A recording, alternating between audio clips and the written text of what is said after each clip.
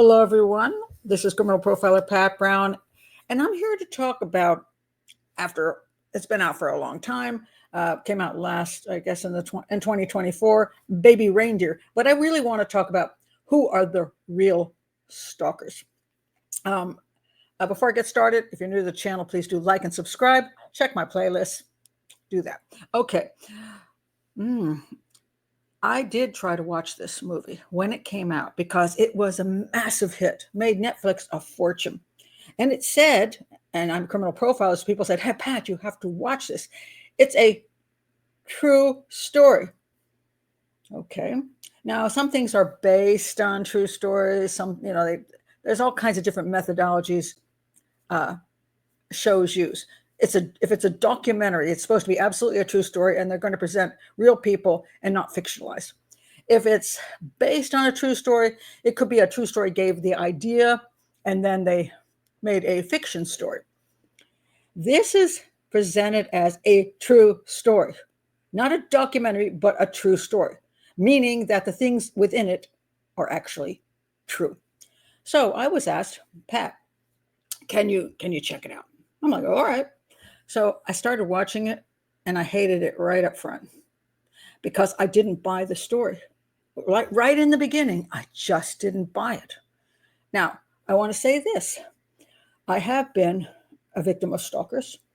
I've been in television for over 20 years, and I've been on YouTube for almost 5 now. Believe me, I've been a victim of stalkers. And actually all of my stalkers have been female. What kind of female stalkers? Female fans who maybe got a little carried away. Female fans who fell in love with me. Female not so much fans who really want to do me in, get rid of me, surpass me. I've had those too. Nobody has tried to kill me yet. The one that was most dangerous was a female PI who would go to police departments and actually go there, fly there, and claim she worked with me. And they would fall for this, and then she'd sleep with them. Most of the detectives are male, so that's their way in. She'd went and have a beer with them, and then she'd sleep with them. And then they'd call me up and say, how do I get rid of this woman? I said, did you just sleep with her? Well, yeah. Okay. Now you're in trouble. And I've had a number of police departments actually, after they've called me to find out what she said about me was true, and then they found out it wasn't true, then they ended up being also a victim of her stalking. So she was a winner, and she did threaten me. She said, I have a gun, and I know where you live. And so I don't know that she actually did know where I lived at the time, but I did get her PI license pulled, and that was the end of hearing about her. But so I'm not unaware of what it feels like to be stalked. I want to put that out there because I have sympathy for anybody who's been stalked. And I want to talk about 3 types of stalkers too, and which type supposedly Fiona was. Okay.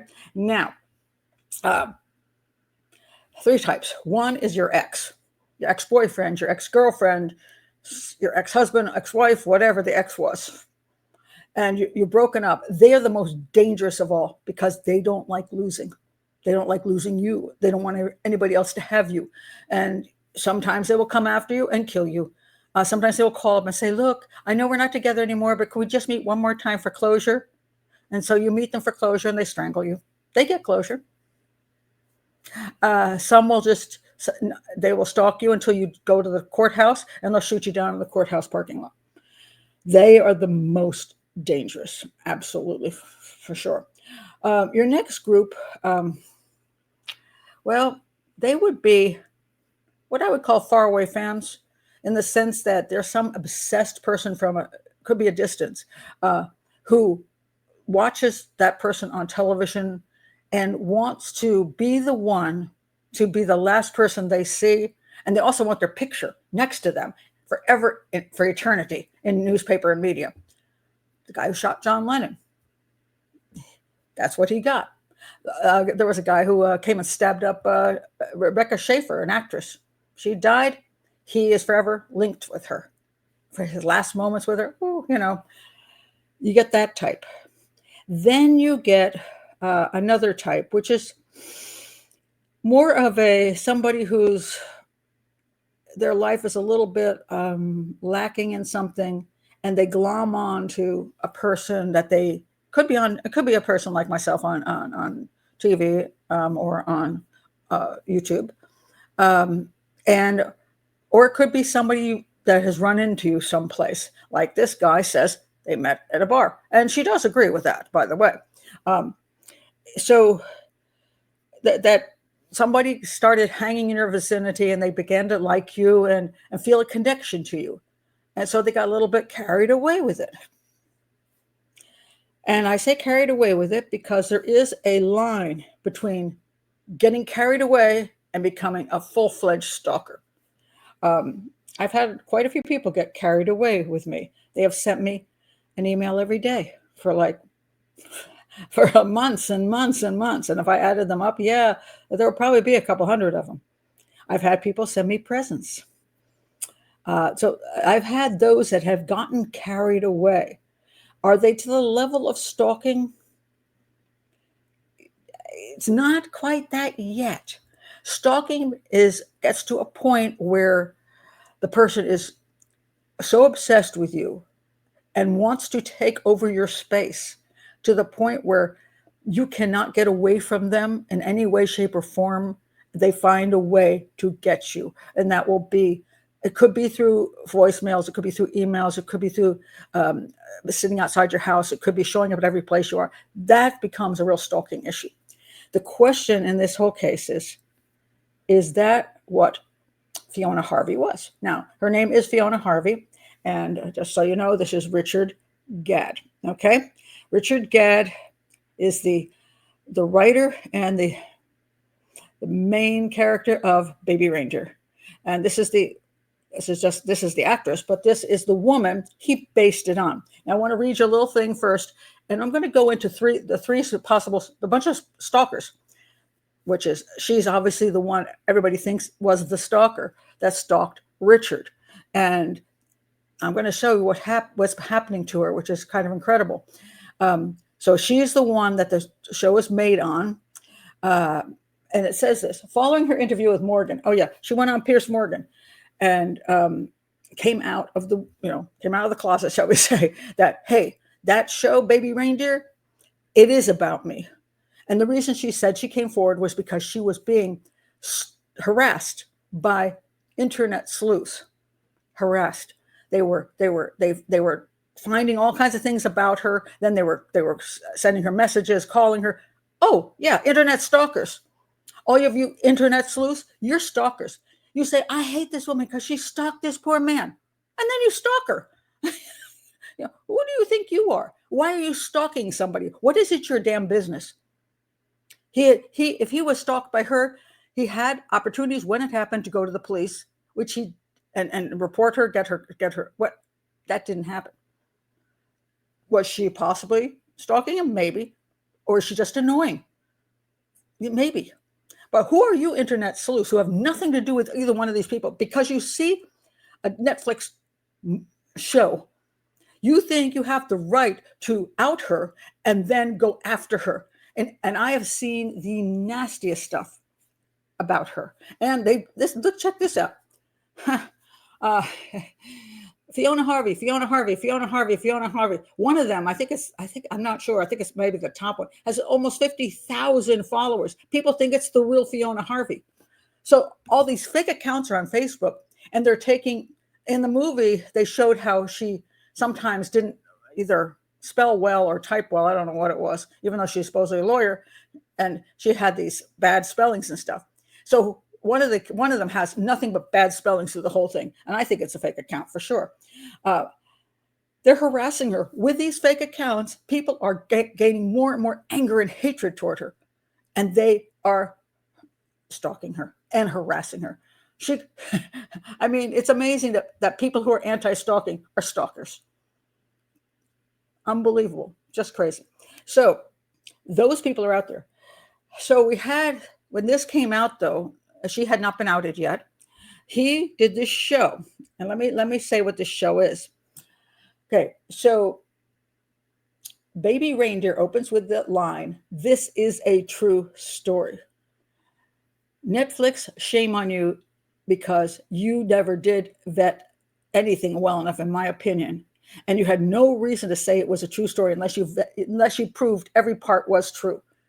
And once you said that, you're you can get nailed for defamation, which is exactly what's happened. A judge has just approved her case. I think it's $170 million. She's going after Netflix for defamation. That case hasn't gone to court yet. I'm looking forward to seeing what the evidence is, because in order for her to be defamed, she has to prove the evidence is not true. And they have to prove the evidence is true. I'm not a lawyer, so I'm not going to get into all the hows and all that crap of how you do it. But if the stuff in the movie wasn't true, and it caused people to believe it was true and go after her and stalk her, she has every right to sue. And one thing we do know, as far as I know so far, in the movie, supposedly he does report to the police. She does get arrested and she does get charged and she's put in jail. That never happened. So that is a complete lie. There's another part where supposedly she attacks him, physically attacks him, and like almost gouges his eyes out, attacks his girlfriend, almost gouges, she beats her up. As far as I know, there were no police reports that she ever assaulted anybody. And if that's true, again, she's got she's got the law on her side. The only other thing that it could be correct is if she really sent over 40,000 emails. If she sent hundreds of Facebook messages, hundreds of voicemails, stalked him to the point where she showed up all the time at his place of work and sat there for 6 hours straight, which makes zero sense to me, because if you're not buying food or drink, the boss is going to kick your butt out. You're going to get face on the wall, say not permitted to enter anymore. And yet that never happens in the movie. She's able to just come spend hours and hours and hours not spending any money. I don't buy it. That's one of the things that set me off right away, saying there's something wrong with this picture here. The next thing is she was really stalking him, like showing up outside his house and sitting there for hours upon end. Is there any proof of that? Because surely he never called the police and said, look, this woman's been sitting outside my house for 6 hours. She's done it every single night. I mean, you could go. And he says, oh, I felt sorry for her, something mentally wrong with her. Well, then call the police and get her picked up and put in a mental institution, for God's sakes. Get her some help if you think that's what it is. But that didn't happen. So unless they can prove all of this stuff, she's going to win. All right, now let's go back to this. Baby Reindeer opens with the line, "This is a true story." Gadd said in an interview with GQ magazine that the focus of the Netflix show had been on, quote, capturing the emotional truth, not creating a factual profile. So he just admitted the facts. There are no facts in here that are absolute. So it is not a true story. You can have it. What did he call again? Emotional truth. An emotional truth is not a true story. It's just the way you feel. It's your particular. That's the way I feel. My how it meant to me. It's not a true story. It's just your own emotions. Say a captivating emotional. I don't know what you call it, an emotional journey of this guy. Fine, but you can't call it a captivating true story when it's not true. It's just an emotional truth. Get out of here. So right away, there you have, again, he's admitting that this does not necessarily include actual, what did he say again? Factual profile of her. But yet it says true story. And yet everybody believes it's a true story. All right. Then he goes, "We've gone to such lengths to disguise her that I doubt she would recognize herself in the show." My God, they almost look identical. Their faces are similar. The weight is similar. The accent is similar. Then he shows these things. When he finds out, oh my gosh, she's done things in the past, he flashes it by and it says lawyer and solicitor, whatever it is, and all the area where she would live. It was obvious within seconds for internet sleuths to find her and know that was what the show was based on, was her, because she had an incident in the past where a woman she worked for, I can't remember the terminology in the UK, essentially filed like, hey, keep this woman away from me thing, and and it didn't go any further than that. It really did. She was never arrested. She was never charged. Nothing ever happened. Supposedly she was annoying, and she made a claim that her ex-boss of a week or whatever, how long she worked at that place, had done something mean to her child. That was it. Now, could that have happened? Sure. Now, the problem here is that when we look back into somebody charges somebody with something or claims something. She claims something, then her boss claims something. I don't know who's telling the truth. I just don't. There are only two of them there to say what the truth is. She could be an annoying person. She could be the type of person that gets easily offended and that gets easily angry and says, you did these things to me and they weren't fair. I was working. I only came there and you dumped me after a short period of time. It wasn't fair. And she sent some angry emails. Is that stalking, or is it just her viewpoint on something? And then if she saw something go down, though she thought this woman was mean to her kid, she reported that. Maybe she thinks she's one of people that should report these kind of things. Maybe her viewpoint on it wasn't an accurate viewpoint. Maybe it was. I don't know. I wasn't there. So it didn't go anywhere. That's the whole point. It didn't go anywhere. And I don't know how severe it got. I don't know. Until we have the information in the trial, I won't know what happened with the woman that she actually had. It was in the news enough that it exists. The stuff on him doesn't even exist. The stuff on supposedly whatever her boss for a short period of time that she was upset with, that was in the news. So it very small news, mind you, but it was there. And an incident did occur, but I can't determine who was more right than wrong on that incident. I can't because I don't have the information. But let's say she did step over the line, and this woman said, "Hey, I'm reporting you, and so I'll stop you from doing that." And she stopped doing that, and then life goes on. If she did do that, was she right? Well, I guess if she stepped over a line, no, she wasn't right. So then time goes on, and she goes into his bar and meets him.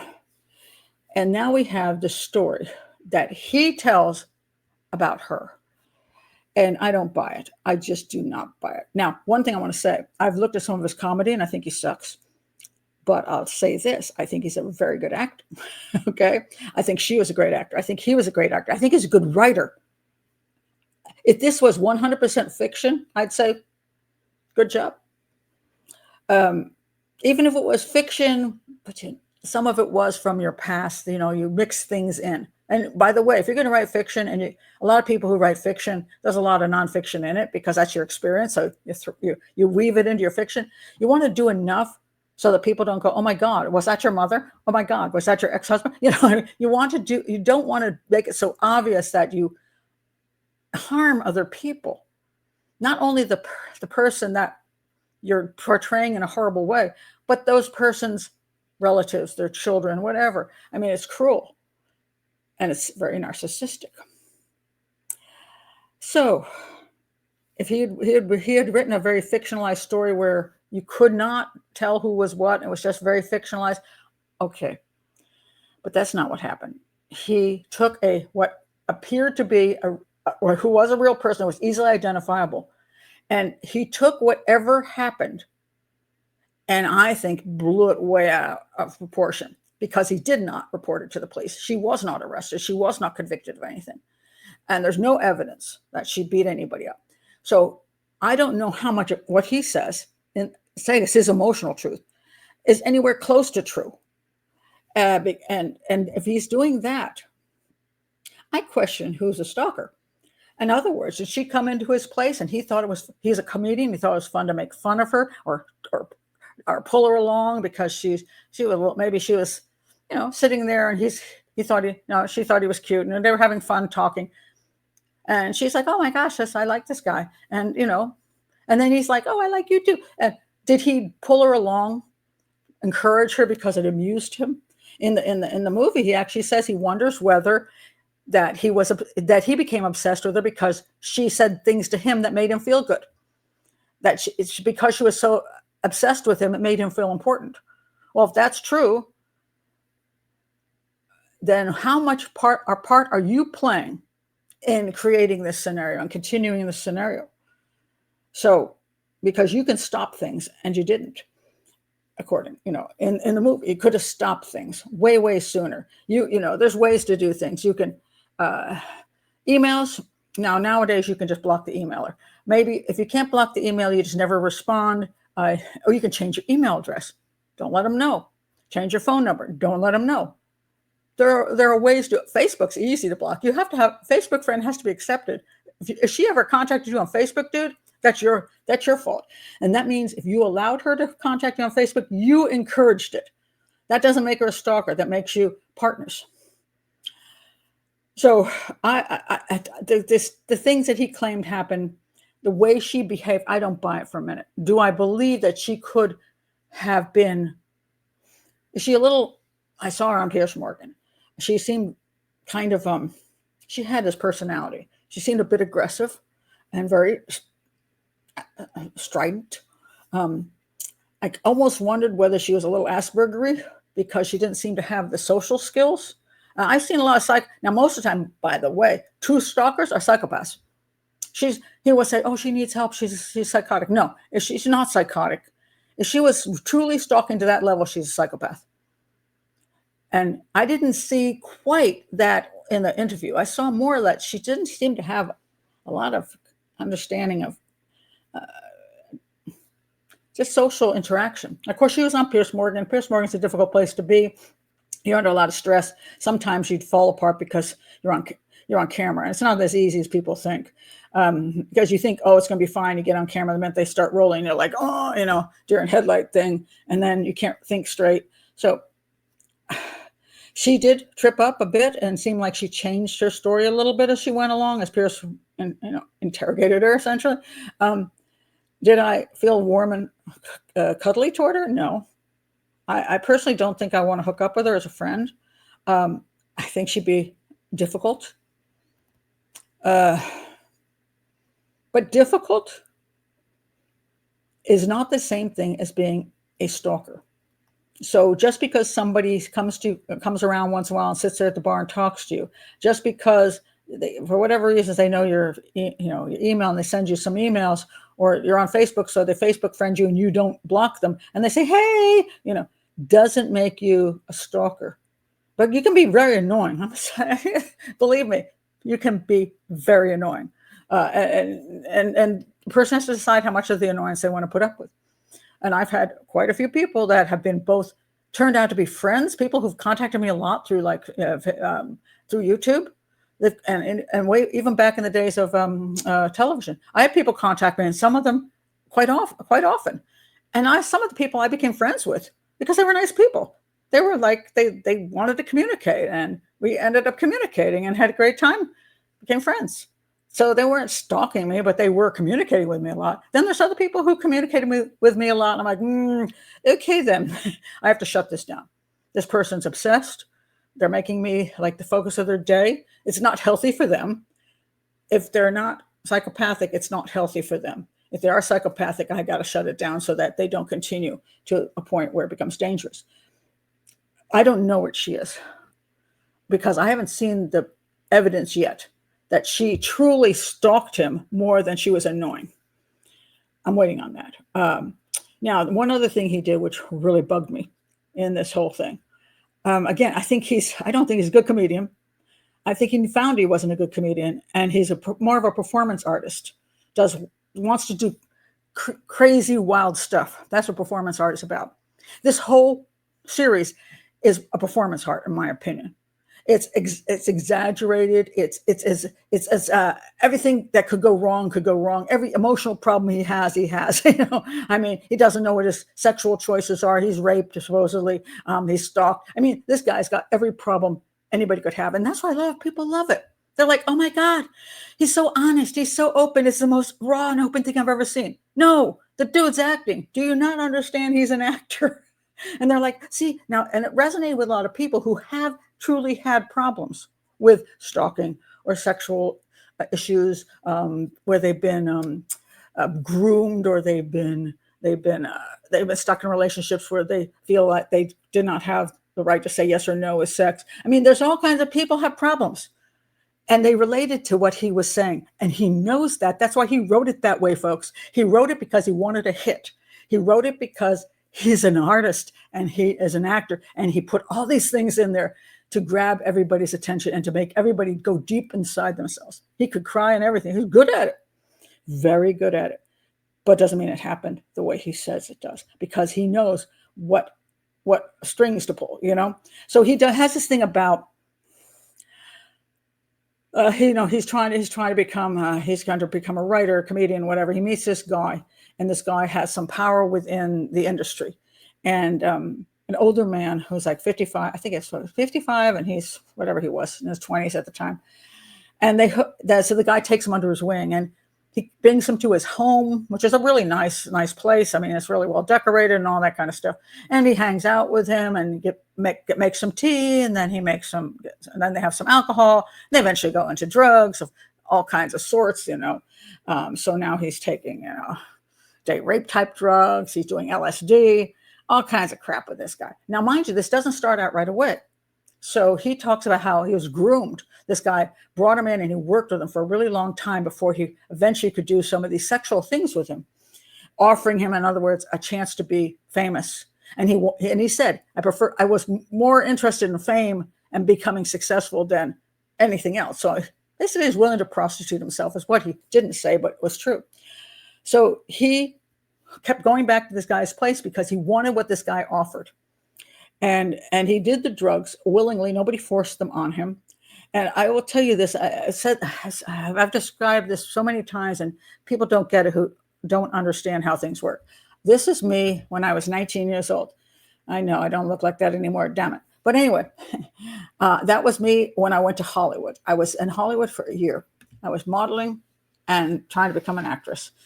And I had a tremendous amount of opportunities for the casting couch, from producers, from actors. I went into Universal Studios one day, and the guy looked at that picture and said, love your legs. Okay, nice, thank you. And then he said, let's go out to dinner. And I said, I'm sorry, I have a previous engagement. And he just threw my resume back at me and said, call me when you get to Union, babe. In other words, you don't go to dinner with me and have sex with me. I'm not even considering you. And I didn't get the part. And so I ran into all these kind of people. And I chose not to sleep with anybody. I didn't get any work either. Mind you, I'm not necessarily overly talented in acting either, so let's be honest about that. But if I even had been, a lot of girls, and when I got there, they're like, every girl looked like me. There were lots of gorgeous girls there, of all sorts, and they were all very nice, pretty girls. And why should they hire me when they can hire a girl to sleep with them, So most of the girls I met, they were, tell you, I want to, or maybe I shouldn't use the word most. Some of the girls were like doing the drugs. They would go to parties. They would do, like, Quaaludes were really popular, and they take the Quaaludes. They knew when they took the Quaaludes, they were going to have sex with whoever they were with in order to get ahead in the business. And Bill Cosby got nailed for this because he had girls come to his house when his wife was out of town, and they claimed he drugged them. And I disagree. I think probably he did give them the Quaaludes, but they probably took it willingly because they knew they were going to sleep with him when they got there. Because if they could sleep with Bill Cosby, they might get into the industry. And they were like, I don't mind doing it. What the hell? I'll take Quaaludes. I'll, have fun. I'll have some drugs, and I'll have some sex and whatever. Only later did they all come out and say, oh no, I was drugged. I don't buy it. And I don't buy it with him either, because he went to that guy's house over and over and over again, and he did more and more drugs. And then one time the guy's hand goes inside his pants, and he realizes this guy, he hasn't been raped yet, supposedly, but he knows this guy's messing with him. And, but he goes back. He goes back again and again until they have sex. And, because he says the sex wasn't mutual, consensual. The sex was, he was high on drugs, and all of a sudden he realized the guy was doing it to him, That's his claim. There's no proof that's true. So basically he has said that they haven't outed that guy yet, but basically he's saying that guy raped me, but he never reported that to the police. Now, a lot of people will say, well, He didn't report it to the police because he was embarrassed, which is what he said. Shamed, which is what he said. People who go through that, they don't think they can prove it with the police. And that's probably true. You go to somebody's house over and over again, you do drugs with them, and then you try to claim they raped you. It's not going to go well with the police. It's not. Sucks, but that's part of being an adult, is making proper choices. And if your choice was to prostitute yourself and to try to just pretend it's not going to happen when you knew it was going to happen, that's on you, dude. So was the guy who did it to you a decent fella? Probably not. But you weren't acting very decently either. So, and then I had to deal with all this. And then they threw me over the edge. So then I just started having sex in bathrooms with both sexes and screwing everything that walked, because that made me feel better, because then this one incident wouldn't be so prominent. Okay. I call that acting. All right. I think he's making up a whole bunch of stuff because it works. This became super popular because he was always the victim. Now, mind you, people say, but he admitted he had all these issues. Sure. He admits he hated himself. He admits that he has all these problems and that he kept making all the bad decisions. Sure, he says that, but he's still making himself the victim. And then he tries to have sympathy for the stalker. He tries to have sympathy for the man that raped him. He even goes back to his house and hangs out with him again, because he's the nicest guy ever. That's called acting. The guy is a great performer. He wrote and acted an incredible story, which is incredible. And he should get could get an award for it. There's no question. That is the best thing he's ever done. I can't complain that his acting wasn't sensational. It was. It's just not believable, in my opinion, that the things he's acting out necessarily happened in any way, shape, or form, that he's acting it out. And as he says, what is it again? Yes, capturing the emotional truth, not the factual truth. So maybe somebody didn't rape him, but he felt like he was raped by the industry. Maybe she didn't really stalk him, but he felt stalked in the sense of people. He wanted to be admired. I don't know. It's only an emotional truth, right? So he goes and does this show, which he basically nails her to the cross. He nails the guy who may or may not have done anything to him. Makes him look like a horrible human being too, when we do not have evidence that these things are true. And I got to wonder what kind of guy he is. Maybe he was correct about one thing. All he cares about is fame. All he cares about is being seen, being famous, being at the top of his game, and he's done it. He's accomplished it. Maybe he didn't care how he got there. Maybe his problem is he's got the narcissistic personality disorder. Maybe he's even, I'm not going to say he's psychopathic, but maybe he is. Maybe he's far more disturbed than her. I don't know, because I can't tell the difference between his emotional truth and the facts. I'm not even sure it's the truth. It could be emotional falsehoods, because he knows what works, and he's going to pluck all those little strings so that everybody gets, oh my God, look what happened to him, poor guy. Everybody falls for it. I say it's a brilliant performance, but I think he's a performer. And I think giving him a little too much credit for being honest and open and truthful and opening himself up to the world. Yeah. Let's see what happens with a lawsuit. I'm going to be real curious whether he can prove that she did nearly any of the stuff that he said she did. And if he can't prove that she was literally a stalker as opposed to being slightly annoying and maybe a little obsessed, if he can't prove it more than that, Netflix can't prove it more than that, I hope they slam both of them. I think it's actually the lawsuit's just on Netflix, so he'd probably walk. But I'm perfectly okay if she nails him for a crap load of money, because Netflix has done this over and over again. They don't care. A lot of times they put out stuff, they do not care about the truth. Making a Murderer, what a piece of garbage. What a complete piece of garbage, completely agenda oriented and full of lies and misinformation. Now, The most recent one they put out, Adolescence, loved it. Do you know why I loved Adolescence? It was fiction. It did focus on real issues in society, the real issues of social media, families not being involved enough with their kids, where the kids are hiding in their bedrooms and you don't know what's going on. Schools that are out of control with teenage interactions and the teachers not having any say over anything, and then and young men and women who are being nasty to each other, and then people taking that out in real, with knives or guns or whatever they're taking them out and taking out their anger with. Are we creating more psychopathic teenagers in society? Are we driving children over the edge? Are we expecting too much of children to deal with this level of bullying? Why are parents and the teachers not providing a good environment? Why are they, sometimes even if they're meaning well, they're just not paying enough attention? Adolescence was fabulous, but they didn't say it was a true story. And I think it was brilliant. If they just took that out, true story, I want to look at this again, a captivating emotional story. I just want to rewrite it and then not make them look exactly the same. Not have her be a lawyer and her be a lawyer. Have her be a biologist or something. Have her be a different weight. Have her be a different hair color. Have her be from a different location. Do something to mix it up enough where there's no way anybody would have identified her. But that's not what happened. He basically painted her on her.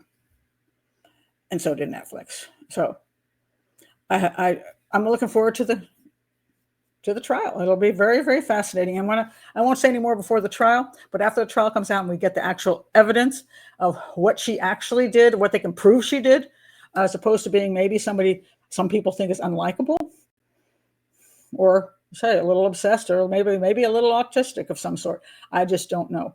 And I'm not going to completely judge her on one Piers Morgan interview, but do I think she's got some issues? Maybe, but I don't know that they were the level of actual stalking.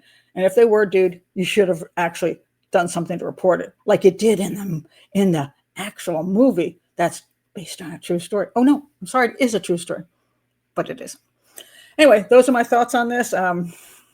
Again, if you're new, please do like and subscribe. Put your comments below. Please be polite. Don't be stalky. Okay, or stalkery. Don't be stalkery. Don't stalk me. Don't say horribly nasty things about just tons of nasty stuff, because that's what I see a lot on YouTube. Because a lot of YouTubers are very stalker-like and very, very vengeful. So if you're gonna be angry with her, maybe you should take a look in the mirror. Okay, looking forward to your better comments, and I'll see you after the trial. Bye.